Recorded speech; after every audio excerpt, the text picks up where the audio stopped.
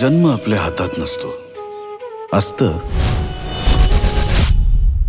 ते फक्त जगणं. जे काही घडेल, भलं बुरं, ते निमूटपणे बघणं.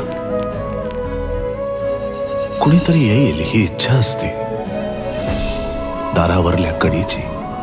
आपण मात्र वाट पाहतो त्या शेवटच्या घडीची. दुःख आणि संकट प्रत्येकाच्या आयुष्यात असतात. ते कोणी चुकवू शकत नाही. या दुःखांना कुरवाळायचं की त्यांच्याकडे दुर्लक्ष करून आनंदाने जगायचं हे आपण ठरवायचं.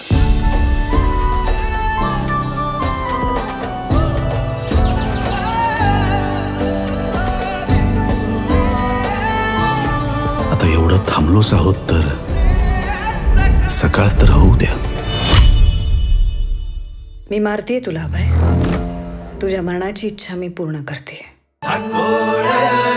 सरू दे आता होऊ दे सकाळ.